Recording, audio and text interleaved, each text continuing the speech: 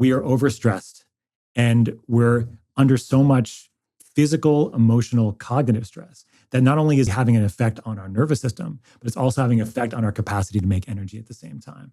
And so the sympathetic spiral of doom is this combination of having sympathetic nervous system that's on all the time. So your sympathetic nervous system is the one that's supposed to be on when you're getting chased by something or something's very serious and you need to like get out of the way, or the proverbial saber-toothed tiger is running after you kind of deal.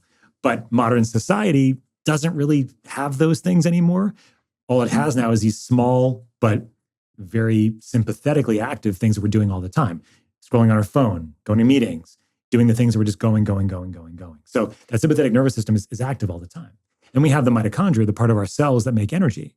That part of the cell is very, very important. We have a huge amount of energy requirements on a day-to-day basis. We make about 150 pounds of the energy currency in our body called ATP. And if we are not meeting our energy demands, the system starts going, oh no, I need to make more energy. You need to give me more capacity. And so the mitochondria, when they're trying to make more energy but can't, start putting out signals and say, hey, we can't make enough energy. You need to rev up even more than you already are. And then you get to this place where you're revving up more, but you don't have enough capacity anymore. Your reserve is so low because you're already at this high stress level, right?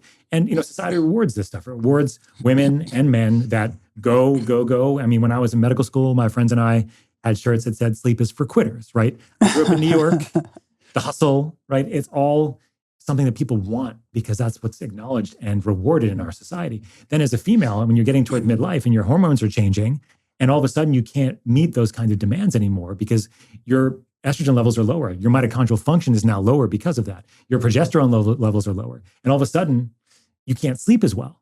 And so you're like, why is everything kind of falling off when I was feeling okay a couple of years ago? And so the sympathetic spiral of doom is this chronic sympathetic activation with chronic mitochondrial dysfunction that is happening without us knowing it. And then all of a sudden we feel like the wheels have fallen off and we don't know what to do. I don't really know how especially a woman, now I misspeak from a women's point of view because guess what? Yeah, it makes sense, yes. I know us well.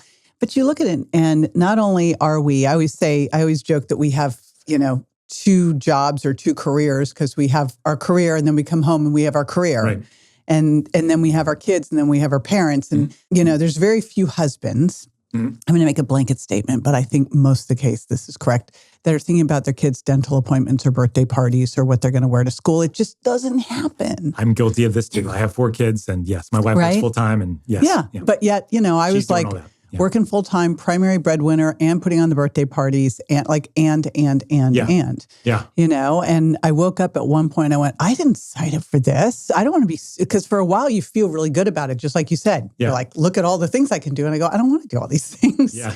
And I just wonder how many women are like, God, I'm feeling like crap. My metabolism's tanking. I feel like I'm aging faster. And it's because, and they're looking outside of all the things, getting their labs done, et cetera. And a lot of this stuff, I don't know how you'd even see it on a lab test. A lot of it's going to look like it's normal, yeah. So, I mean, how big of an issue do you think this is? I think it's a much bigger issue than we realize. And I think, just to kind of reflect back what you said about women and responsibilities, I remember when I was in California and I saw a billboard and it had a father and a son. And all it said on the billboard was, Dad, just show up. Like that's all that dads are expected to do, kind of, right? Like all they need to do is be there and then the women do everything else. Yeah, it's like mom, pack my lunch, get my clothes, put my party on. I was with my wife in the car. She was so pissed when she saw that sign, And I have 4 kids. And so there's a lot that I do to help the kids. But you're right, birthday parties, dental appointments, the dermatologist, all that stuff is happening because my wife makes the appointments. And I just don't think about it. I always tell her it's like doing laundry. It's like, I think about doing laundry, but I thought about it 2 weeks from now when you thought about it today, right? And so it's like, women's minds have amazing capacity overall. But what is happening, I think, is that the capacity is at a certain level that they don't realize it's such a reserve is so low as a result. And then as a result of different changes that happen in midlife, all of a sudden that capacity goes down. And then the signs become obvious in the sense that you can't recover anymore. You're gaining weight. Your energy is just all over the place. Your mood is all over the place. But that's like, it's the blood sugar versus insulin thing where everyone's focused on fasting blood sugar. Why aren't we looking at fasting insulin? We'll figure it out way early. Yeah, I see the same challenge here. We don't have these early warning signs as far as I can tell. There's not a lab you're taking for it. So So doctors would miss it. They're not getting trained on it, likely. Right. Are you getting trained on nervous system regulation in med school? No. Like, was it considered a woo thing? Like, or just... I think we only learned pathophysiology. That's all I remember. Like in medical school, you learn anatomy and physiology for a semester, like your first semester. So you're in the cadaver lab, you're looking at all the organs and all the things, all the tissues. Mm-hmm. You learn physiology, not normal physiology, maybe for a semester. Then the rest is just disease, right? They're not focused on keeping people healthy because the medical system is basically saying, you know what? We can't do anything about people getting sick.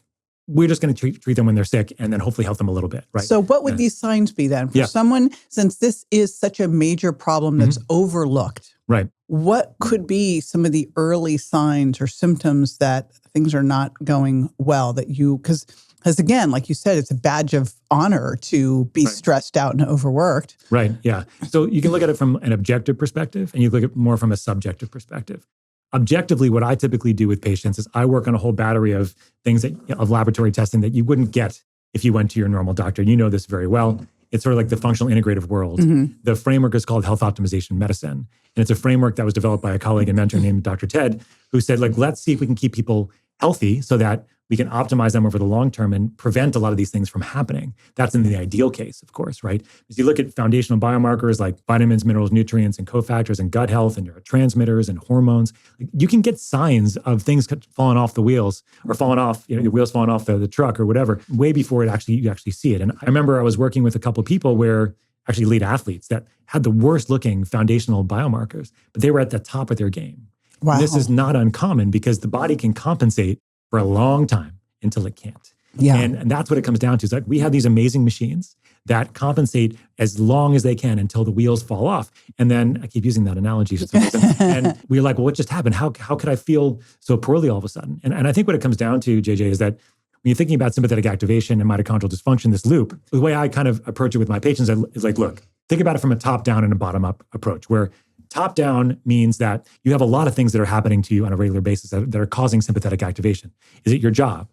Is it your kids? Is it your spouse? Do you have a snoring spouse that's keeping you up all night and you're not getting any sleep? Is it, a bad relationship or something that happened in your past that you haven't addressed yet? So that's all the things that are coming from the outside, right? Mm-hmm. And then you have all the things that are happening inside as well, like toxins in our environment, medications that we're taking, infections that we're getting, insulin resistance. You talk about high blood sugars, right? These are all affecting our mitochondrial function. And 94% of US adults have metabolic and mitochondrial dysfunction. So only 6% of US adults are metabolically healthy. So you get this stress that's coming directly at the mitochondria. You have this, and that's the sort of the bottom up side of things that I call it. And then the top down is the stuff that's coming outside. And then you talk to somebody and you're like, you have so many different things that are happening here, both outside and inside, that we need to address, right? And so the key is to understand that it's happening. And then from there, being able to see, well, where can we start bringing in more support so you can start feeling better? Where I always start with this is not so much on the stress side, actually, because if you just decrease somebody's stress, but their mitochondria and their cells, their immune system, their hormones are already tanking, they're not going to feel very good. And that's because they don't have any reserve. And they've been elevated and trying to go to keep up with what they need to do. But as soon as you take off the gas pedal, put on the brakes, they're like, their system starts crashing. Right. Yeah. And it's like you always get sick after exams. Exactly, right? It's like that stress, and you see your crash, right? And it's the same thing if you don't have enough mitochondrial support. So I'm always a big fan. How do you know if you have enough mitochondria? Where's the mitochondria test? I know MeScreen's trying to do it. Yeah, there's a couple people doing it, Where is that test that can tell us this? It would be so amazing besides a biopsy. How do you know? So there are a number of tests out there that have come out. The MeScreen's one of them, some other mitochondrial tests. The way I think about this is that if you can take a good clinical history as a practitioner, you should pretty much have an idea. I mean, it could be anything from something overt, like if you have diabetes, high blood pressure, metabolic syndrome, you have metabolic dysfunction, you have mitochondrial dysfunction. So if you have metabolic dysfunction, you have mitochondrial dysfunction. Yeah. And defining that is sometimes helpful for people because metabolic dysfunction sometimes is like, well, what does that mean? So I try to make it super simple. I say, look, can you make energy effectively? And then after you make energy, can you address the stress that happens when we make energy? Because our cells are like gasoline-powered cars. We make ATP, our energy currency, we make a lot of it, 150 pounds every single day, a huge amount. But we also make water, carbon dioxide, which goes to the plants. They make oxygen, the beautiful cycle of life. And we also make reactive oxygen species. These are small reactive molecules that come off because of oxygen. And these are signaling molecules. But if you have too many of them, or if they're around for too long and you don't have enough antioxidants to be able to neutralize them, then you get into this place where you get a lot of stress on the system. So metabolic health really is, can you make energy effectively? And can you detox from the energy you make? Do you have enough antioxidant capacity? And if you don't have either one or the other, you don't have metabolic health. And that's why it's so important when you address metabolic health. You have to address it both on the energy production side and also on the detoxification side, and not just one or the other. So if you give somebody glutathione, for example, to help them with the detox, but they can't make any energy, right, they're still going to feel like crap, right? If you give them something that's going to give them more energy, but they don't give anything on the detox side of things, they're still going to feel like crap, right? So that's why it's so important to think about this, holistically. The woman who's feeling exhausted and feels like her metabolism is broken, how does she know?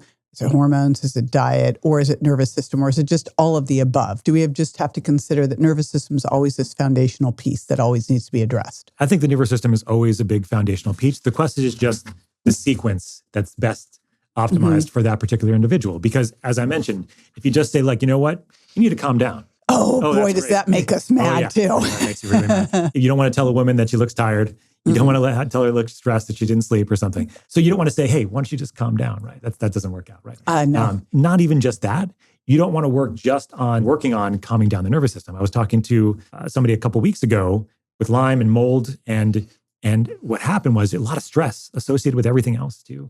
And she was given something by her practitioner to calm her down, and she just crashed, right? And that's because she didn't have enough of that mitochondrial support to really do it. And so the way I think about this, JJ, is like, you want to help somebody now, right? You want to help them feel better now. And sequencing usually is mitochondrial support first. And then from there, looking at the nervous system and understanding how to best downregulate that in a safe and intentional way. Over the long term, you want to optimize their gut. You want to optimize their hormones, optimize their neurotransmitters. But that may not be enough, and that might not be enough right away.